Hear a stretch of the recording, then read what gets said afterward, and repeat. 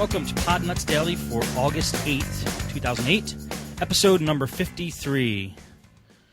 Okay, first thing I want to talk about is a mistake that I found I made that I could not believe I made on a customer's computer. No, I'm not talking about the data overwriting. I have gotten a bunch of suggestions from that overwriting data problem I had, and there's a couple other things I want to try because I still have his hard drive in hopes that I could still get it back one way or another. So thanks for sending me all those programs, guys. I really appreciate the support. I really do. You guys are a lot of help and a lot of great suggestions. The thing I'm talking about, though, is I had a customer's computer he brought in, said it was kind of messed up, maybe he got a virus or something like that. Now, I went through and did my normal optimization steps, which I've talked about in past podcasts. This is where I run Smith Fraud Fix, CCleaner, Super Anti-Spyware, and I do the MS config, and I check that, and I do add remove programs, I check that, and I got the computer running fast, what I thought was fast, and it was running decent. The customer had a lot of stuff on the computer, like tons of icons on the desktop and this kind of thing. But after I did the cleanup, it was running good enough, and I gave it back to him, and I thought that was fine. Well, a week later, he tells me, my computer's, actually it wasn't even a week, it was a couple days later, my computer's running slow. It's still running a little slow. I'm thinking to myself, now how can that be? I mean, I know I did a good cleanup on it. It was running what I thought was fast when I gave it back. And I took a better look at it. He brought the machine back to me, and I took a better look at it. He actually brought this up to me. I never checked how much space he has left on the hard drive. I get so caught up in doing the same repetitive, okay, your computer's running slow, you probably need more RAM, we got to get the spyware off of that, you need optimization steps, and do all the optimization. I forgot to check how much space he had on the hard drive. And he had, on an 80-gig hard drive, he had about 180 megabytes left. So the operating system was just trying to cope as best as it could. And in the meantime, I think he was downloading some songs and stuff that, because when I ran CCleaner on his computer, it made a nice little buffer for Windows to operate. But when he took it home and maybe downloaded a couple songs, it filled up that buffer I created and slowed his computer down again. So don't forget to check a customer how much hard drive space they have. It sounds simple.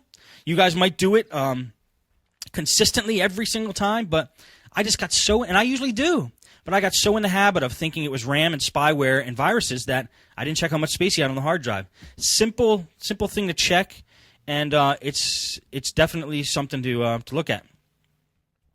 He also had, whenever he went to Amazon.com and Firefox, the print on the screen for Amazon was super tiny. Couldn't even read it.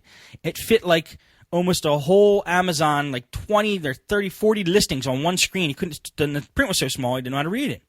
Well, that was fixed with we found out Firefox has a zoom feature.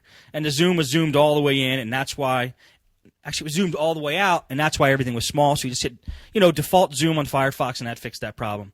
So if you ever see a site like that where the writing's real small and that's not the default writing for your browser, check to see if you're zoomed in or out by accident. Might be the case.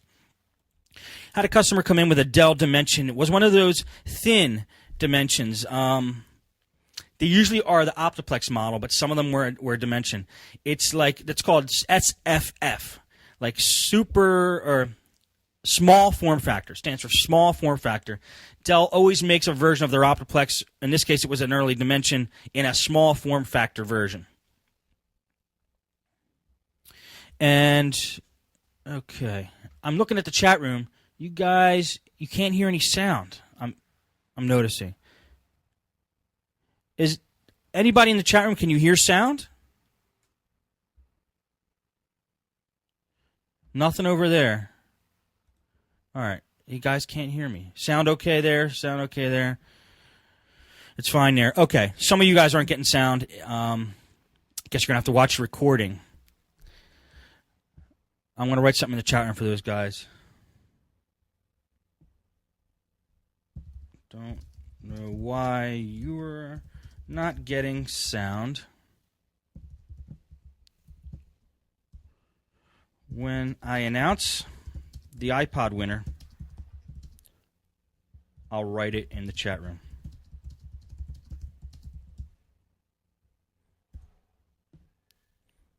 or someone else in the chat room can translate for you. Okay, continuing the show. Anyway, these dimensions are optiplexes. They make a small form factor version of them, and usually in the past they might have be different now. These motherboards have a tendency to overheat because there's not a lot of space for air, and when the fan that's in there finally does get clogged up with dust, then forget it. It's like overheat definitely.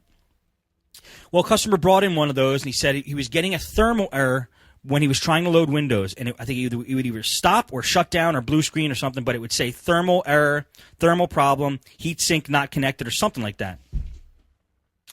Well, anyway, I thought, oh, it's probably the normal case where the CPU heatsink overheats because there's dust in the fan, that kind of thing. But we popped it open, and it turned out the little heatsink on his video card or his video chip had popped off. This usually happens, guys, when the computer gets banged or dropped. They don't usually just pop off on their own. And I always ask the customer, just for fun, did you drop this computer? Or did this computer get banged at all? And they're always like, well, no, my daughter didn't say she dropped it. Or, no, my wife said nothing happened to it. Anyway, something did happen to this one. Anyway, so just that's all the whole problem was. One piece of where that heatsink fastens onto the motherboard just broke off. So we just reconnected it and it soldered it back in place and just made sure it was solid so the heat, if it heats up again, it won't get messed up. And that is how we fixed that. So thermal errors, always look for heatsink. So, something with the heatsink or the fan. Got a Dell desktop in today. A customer traded it in exchange for me repairing another computer of his. It's a nice Dell desktop. It's a Pentium 4 with hyper-threading. And what he had done with this desktop is it came with Windows XP originally. He installed Windows Vista on it. Now, I'm reselling this computer, and I want to restore it to factory settings. The way to restore a computer to factory settings on most Dells that are made after the year 2003, I think, or 2004, is at the boot screen. You hit Control, and you hold Control down, and you hit F11. And then you release them both at the same time. So you press and hold Control, you hold F11, you release them at the same time. You keep doing that until the Symantec, it's got Symantec Ghost image in there, and it'll appear after you hit Control F11. So once he loaded Vista, he wiped out, I think, the original XP boot loader or whatever you want to call it, and I couldn't get back to getting into the recovery partition, which is just sitting there in the hard drive. And I started researching that today. I don't have a fix for that yet. I did find somebody who did, but I didn't have a chance to try it. If anybody knows a simple way